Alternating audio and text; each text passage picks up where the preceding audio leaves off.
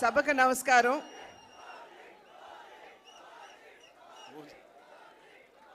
వేదిక మీద ఉన్నటువంటి కేంద్ర మంత్రివర్యులు పెద్దలు గజేంద్ర సింగ్ షెకావత్ గారికి, ఆంధ్ర రాష్ట్ర ముఖ్యమంత్రి వర్యులు పెద్దలు సోదరులు పవన్ కళ్యాణ్ గారికి, ఉప ముఖ్యమంత్రి పవన్ కళ్యాణ్ గారికి, అదేవిధంగా నా పార్లమెంట్ నియోజకవర్గంలో ఉన్నటువంటి 7 ఎమ్మెల్యేలు బుచ్చే చౌదరి గారు, ఆదిరెడ్డి వాసు గారు, మద్దిపాటి వెంకటరాజు గారు, ముప్పిడి వెంకటేశ్వరరావు గారు, బత్తిని బలరామకృష్ణ గారు, అదేవిధంగా వేదిక మీద ఉన్నటువంటి అధికారులకి, సోదరీమణులకి, వేదిక ముందున్నటువంటి సోదరీమణులందరికీ కూడా నా నమస్కారాలు నేను తెలియజేస్తున్నాను.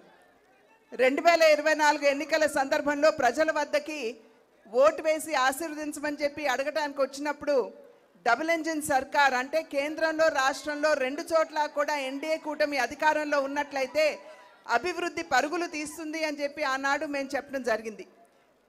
ప్రజలు విశ్వసించారు. డబుల్ ఇంజిన్ సర్కార్ కావాలనుకున్నారు. కేంద్రంలో ఎన్డీఏ కూటమిని, అదేవిధంగా రాష్ట్రంలో కూడా ఎన్డీఏ కూటమిని ఆశీర్వదించడం జరిగింది. వికసిత్ భారత్ అనేటువంటి ఒక కళ ఏదైతే, ఒక స్వప్నం ఏదైతే నరేంద్ర మోడీ గారు ప్రజల ముందు ఉంచారో, ఆ వికసిత్ భారత్లో వికసిత్ ఆంధ్ర రాష్ట్రం కూడా ఒక భాగం అని చెప్పి మనం గుర్తించాలి.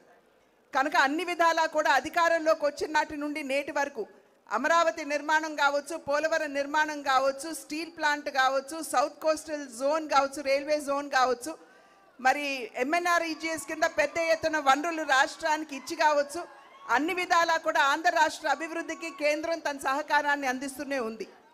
అయితే వికసిత్ ఆంధ్ర రాష్ట్రం మనకు కావాలంటే వికసిత్ జిల్లాలు కూడా కావాలి.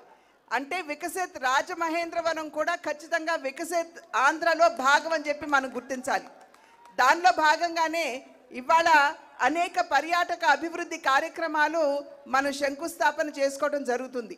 ప్రత్యేకించి హ్యావ్లాక్ బ్రిడ్జ్, 100 సంవత్సరాల నాటి బ్రిడ్జ్ నిరుపయోగంగా ఉన్నటువంటి సందర్భంలో దాని యొక్క చారిత్రాత్మక ప్రాధాన్యతను గుర్తించి ఇవాళ దాన్ని కూడా ఒక పర్యాటక క్షేత్రంగా దాన్ని అభివృద్ధి చేయడానికి కేంద్రం తన సహకారాన్ని అందిస్తుంది.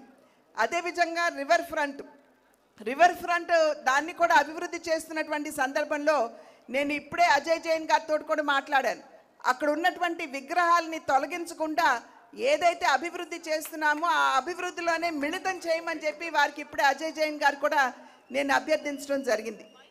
అదేవిధంగా హ్యావ్లాక్ బ్రిడ్జ్తో పాటుగా ఇవాళ పుష్కరాలకి సంబంధించి 2027వ సంవత్సరంలో ఏదైతే పుష్కరాలు మనం రాబోతుందో దాన్ని దృష్టిలో ఉంచుకునే ఇవాళ పుష్కర ఘాట్లో అఖండ గోదావరికి కూడా మనం శంకుస్థాపన చేసుకోవడం జరిగింది. కనుక అభివృద్ధి రాజమహేంద్రవరాన్ని ఇందాక సోదరులు దుర్గేష్ గారు మాట్లాడుతూ హెరిటేజ్ జిల్లాగా రాజమహేంద్రవరాన్ని గుర్తించాలి అని చెప్పి వారు అభ్యర్థించారు. ప్రజలందరికీ గుర్తుండే ఉంటుంది. నేను పార్లమెంట్లో ఈ అంశాన్ని లేవనెత్తి రాజమహేంద్రవరాన్ని హెరిటేజ్ సిటీగా గుర్తించమని చెప్పి నేను ప్రత్యేకించి పార్లమెంట్లో నేను రేజ్ చేసినటువంటి అంశం. కనుక ఖచ్చితంగా పెద్దలు గజేంద్ర సింగ్ షెకావత్ గారు ఇక్కడే ఉన్నారు. వారి సహకారంతో ఖచ్చితంగా దీనికోసం నా వంతు కృషి చేస్తాను అని చెప్పి తెలియజేస్తూ అన్ని విధాలా పర్యాటకంగా కావచ్చు, అదేవిధంగా